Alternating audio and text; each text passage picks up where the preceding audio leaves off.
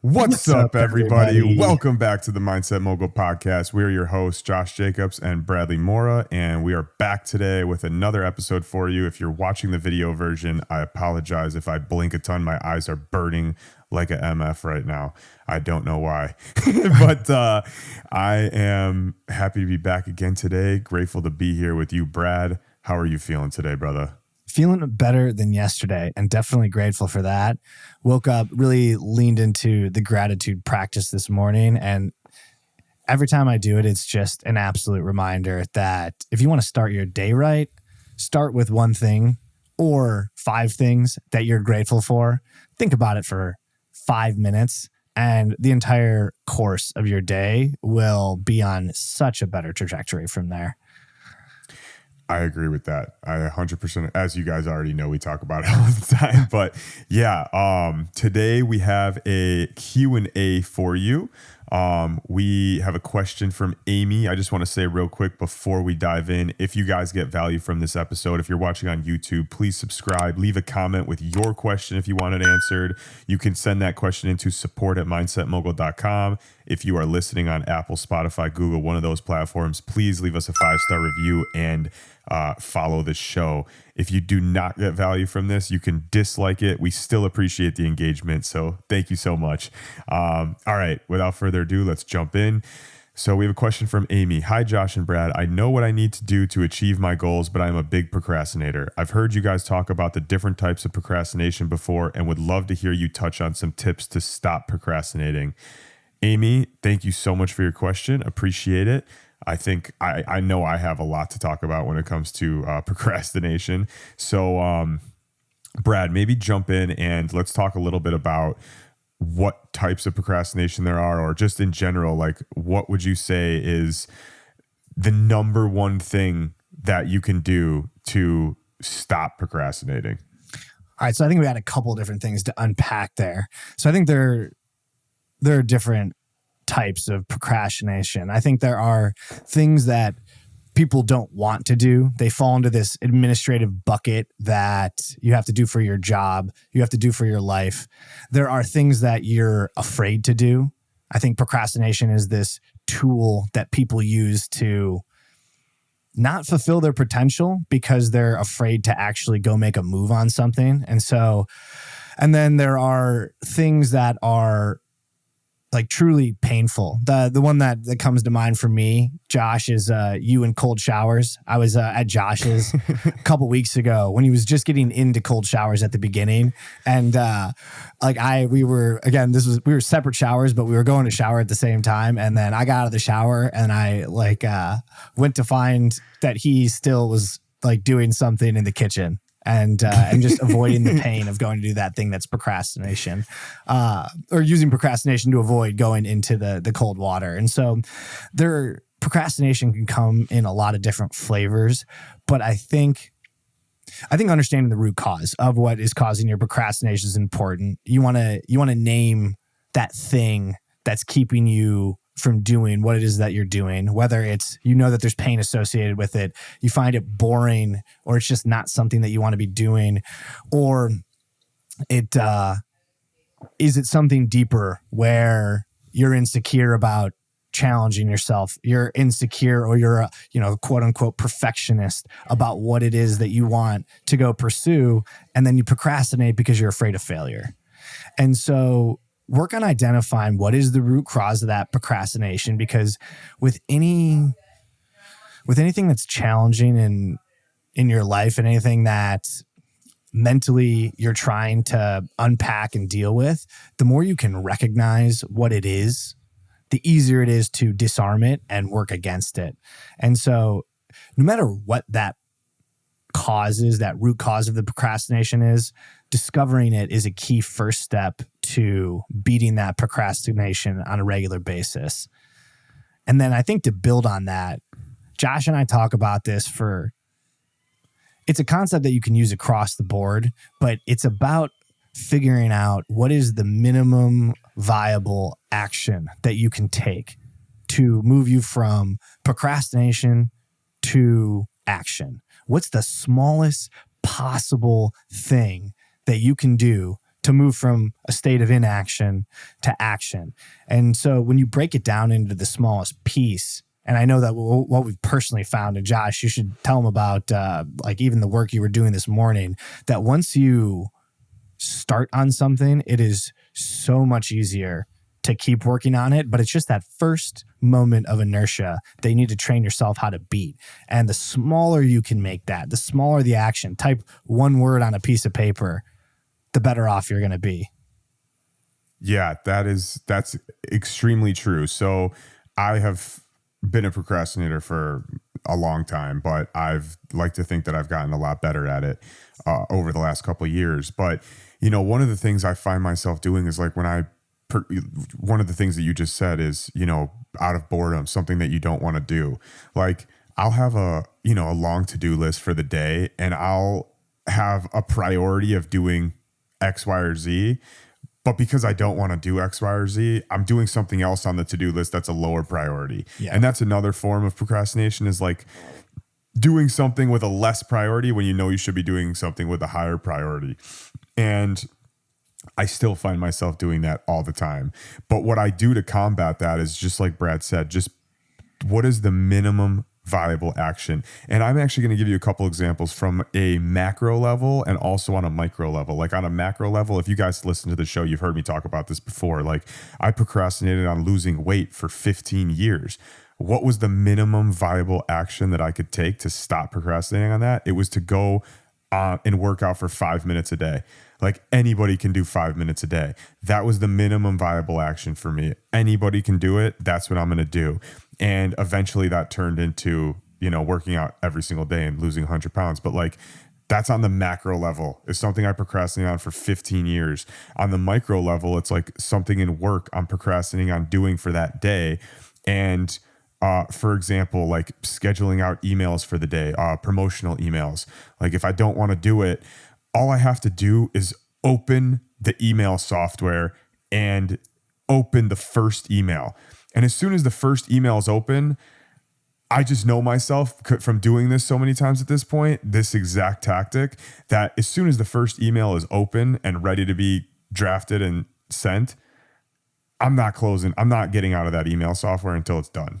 It's just a matter of that minimum viable action of opening the software, opening the email, and having it right in front of me of, okay, it's ready to go. I'm going to go do it. And I can give you that example for so many different things. A lot of them have to do with business, but it's really just about taking that first step that's going to get you to a point where you're a little bit more incentivized to move forward. I like this concept because there is a science-backed reason for why this works. It's a concept called limbic friction, but it's essentially the amount of energy it takes in your brain to go from not doing something to doing something. But once you overcome that limbic friction, you're then in a state in which you are doing the thing. And so the smaller amount of limbic friction, or the smaller amount of energy you need to overcome that limbic friction, i.e. reduce what you're trying to do to the smallest possible component, it's actually brain chemistry is making this easier for you. And so this isn't like as conceptual as this idea is, you can actually trust that physically inside of your body that there is something going on, that if you pick a smaller task within the bigger task that you think you need to get done, you are actually making it easier for your brain to go make the decision to no longer be in a state of procrastination. And so when I learned that, I thought that was extremely empowering, that it's brain science that is pushing you forward when you were taking this, taking things in bite-sized chunks, essentially. Man, leave it up to you to always come with the scientific backing of everything. This is what I always say, right? I'll speak to the fifth graders. You'll speak to the smart people. That's great. It's the best dynamic ever. But no, you know, the other thing that you said that I love is you said perfectionism. What did you say? Perfectionism is insecurity? Yes. Is that what you said? Yeah. I never heard that before, but that rings true to me for sure. And I can relate to that in my own life for sure. Right? It's an interesting concept, but I think broadly speaking, perfectionism, you can look at it as a larger form of procrastination because it usually means you're not delivering on something because you need to make it perfect. And if you look at all great things that have ever been built, if you take the time to go study what that process looks like, whether that's a great body, a great business, a great family, all of the steps that are taken into getting that right are things that require iteration and starting from less than perfect. And at the end of the day, you can't really plan your way to perfect. You have to iterate your way there. And so perfectionism at its core is really just another form of procrastination. And then when we talked about what is the root cause of different forms of procrastination, in this case, it's insecurity, it's a fear of failure.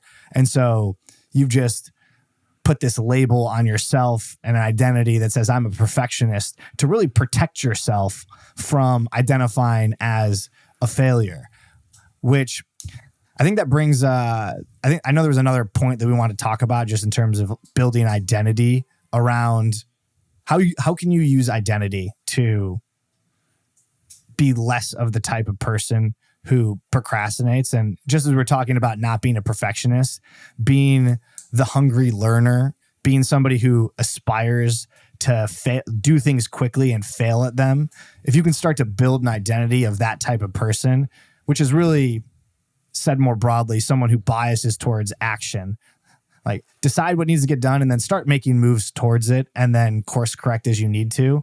I think it is a muscle that you build over time, and it is a piece of your identity that you build over time. And so it's important to identify yourself as somebody that moves fast and takes action and continually repeat that narrative to yourself as part of trying to overcome somebody who used to identify as a procrastinator. The other thing that helps me too, just thinking of my own personal experience, is like when I think about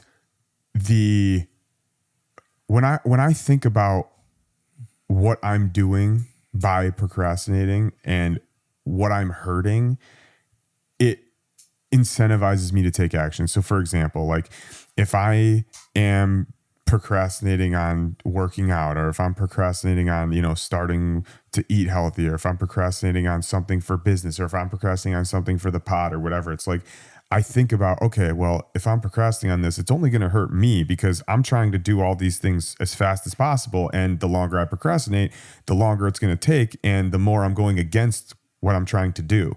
So when I that was a later stage, like after I had already analyzed why I was procrastinating, all that stuff. But now that's the tool I use of just like literally reflecting on, well, the more I procrastinate, the more I'm hurting myself. So I'll actually give you an example for the pod, right? Like I've been procrastinating on reaching out to get guests on the show because a couple different reasons. Like one, we wanted to figure out our dynamic, me and Brad, and like figure out the show and see what we like to talk about and all the stuff that you guys have listened to over the last, few weeks or couple months.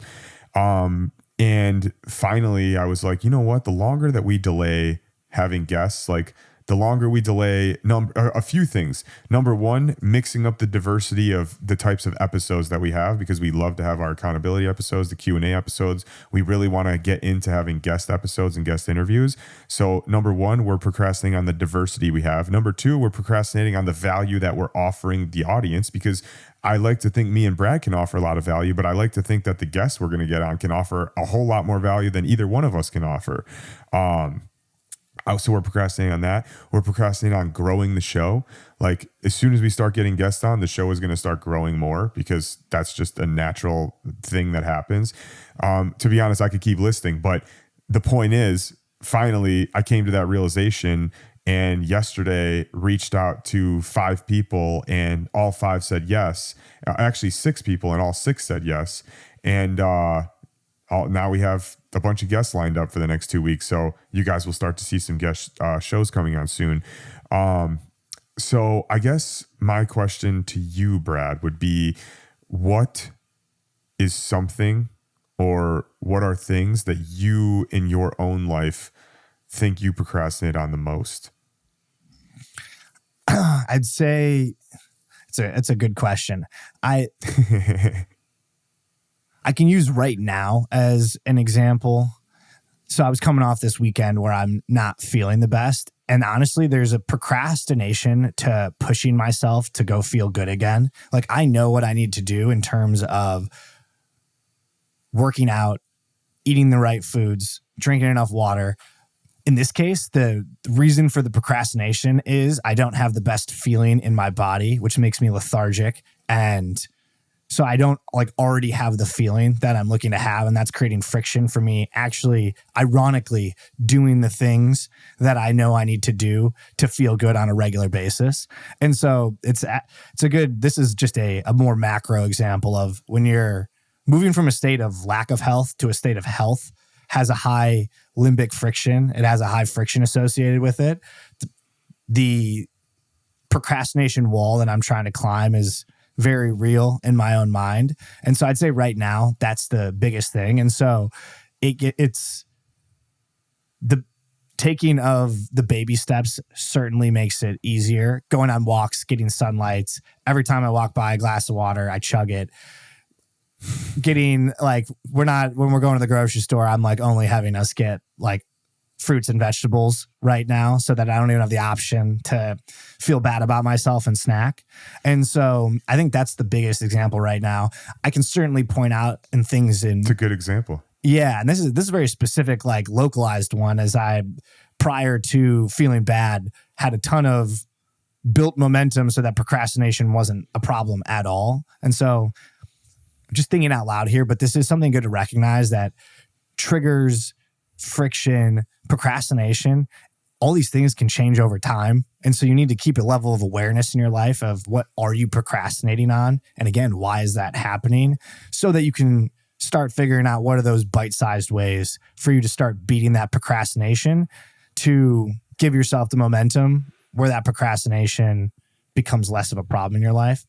I'd say the other big thing is around working in general. It's another thing too, where I'm not feeling my best. It's so much easier for me to not work on the thing that's the more thoughtful projects, the things where I'm like, I need my brain for this, but I'm not feeling the best. So I should just not work on it, which that's just a load of horse shit. I mean, it is.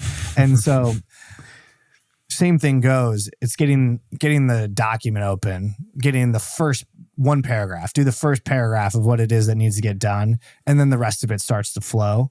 But making sure that I take that first step has been the critical piece of combating the excuse, which is the procrastination that I'm not in the best state to be doing this. Yeah.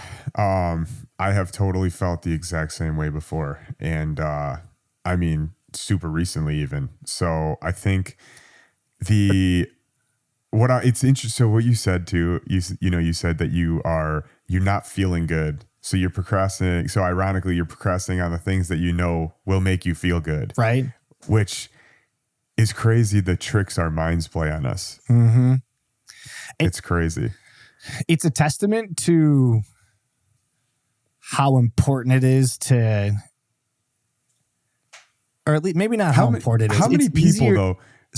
Sorry, not to cut you off, but yeah. How many people do you think have that exact same issue? Because that's the issue I had my whole life. Like I never felt good. I always ate like shit. I always drank. I always did stuff, and I never wanted to do the things that would make me feel good. And maybe I just didn't even know what would make me feel good. I mean, subconsciously, of course, everybody knows eating healthy, working, like all those things make you feel good, but I don't know. I think what you're talking about is something a lot of people suffer from. I don't know if people know how good it can make you feel if you're consistent for a short period of time.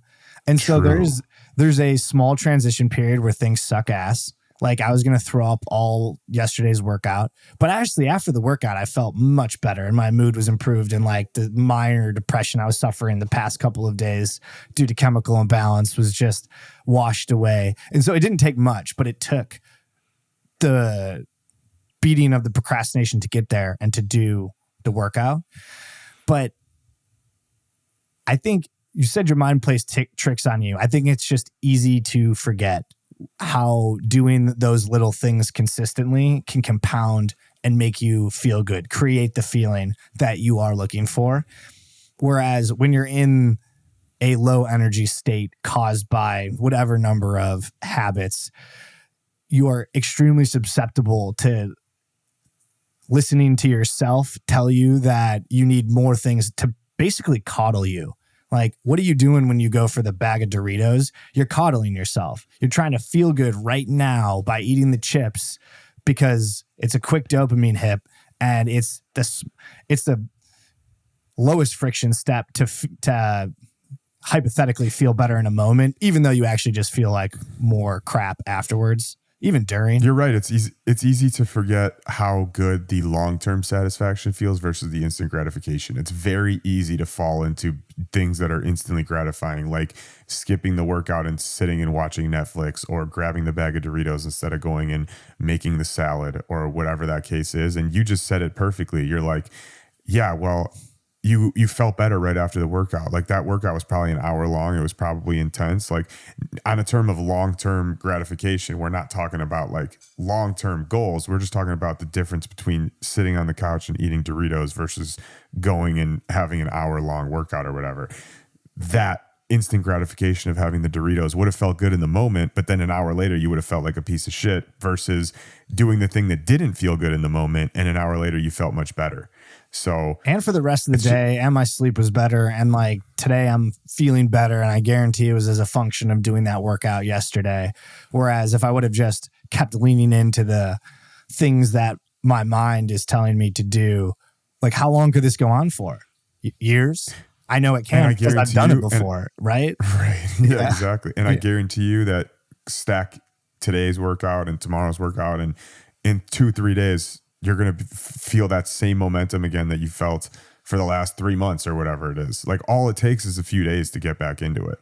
So, and I think that's true with all procrastination. Is part of it is building a muscle, part of it is building an identity, but part of it is building momentum too. Like, seeing you book 5 guests in one day, like going to book the next 10 guests is going to be a whole hell of a lot easier, because you already just got the train moving on the tracks. And so I think there is something too to just beating the first leg of anything. Once you've got momentum, it is so much easier to keep it.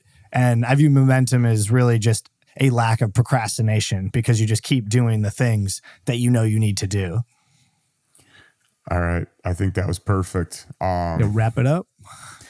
Yeah. Yeah. We have an audience exercise. Oh, yeah. Amy, I hope you got some value out of this, and anybody else who is, dealing with procrastination.